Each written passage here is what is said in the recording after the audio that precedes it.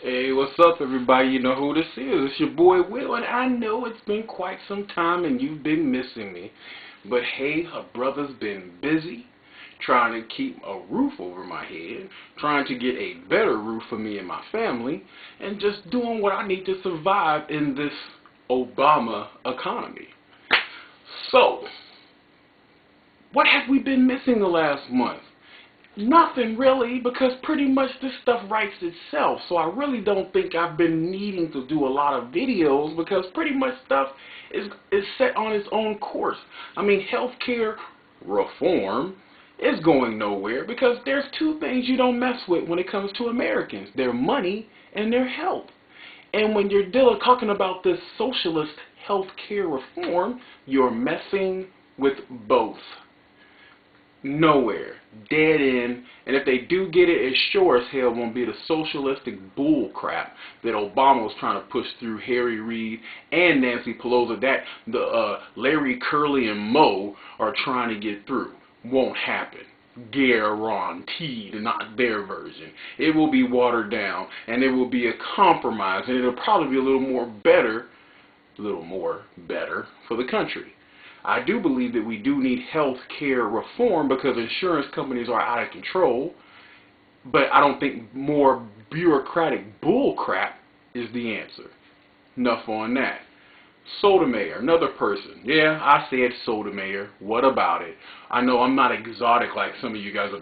Sotomayor. Sotomayor. Sotomayor. I'm sorry. That's just so whack.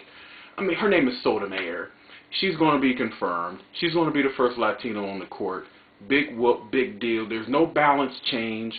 Just one liberal for another liberal. Republicans need to save their gunpowder for the true battle. That's when a conservative actually falls. I'm sorry, not falls, but retires. That's when you need to fight. Are you listening, Representative Bear? Are you listening, Orrin Hatch?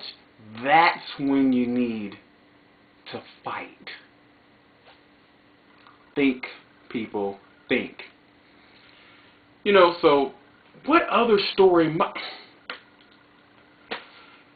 Yeah, that's why I'm making this video, because how can I forget? I'm making this video because the Great One has descended from heaven above to sit down with an officer of the law and a professor to bring all the races together with his magical might, his beautiful smile, and his soaring rhetoric. He's going to bring the masses together over some damn beer.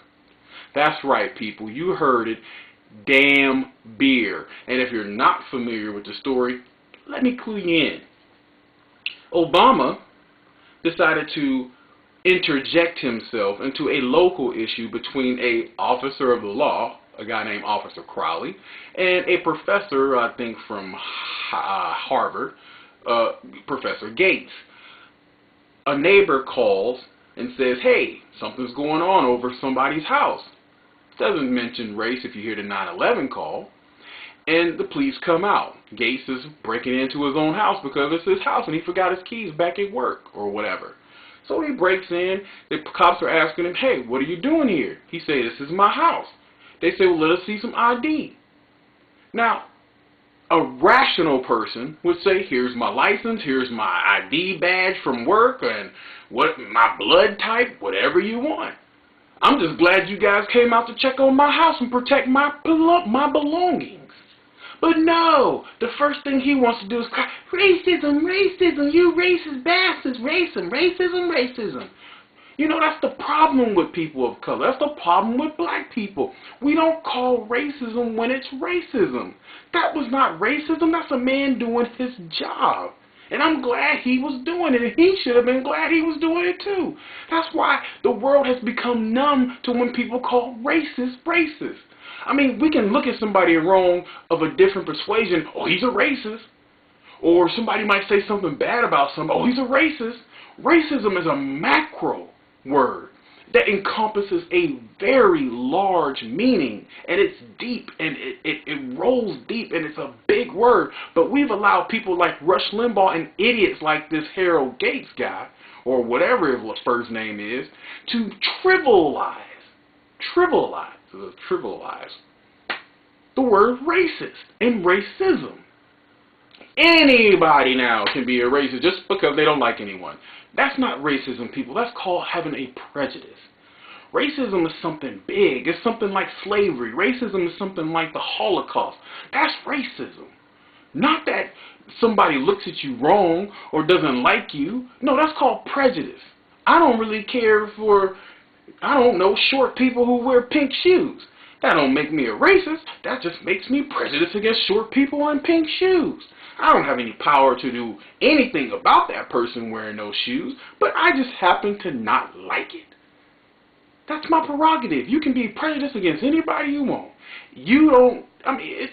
It boggles the mind how we have trivialized that word and made it into nothing.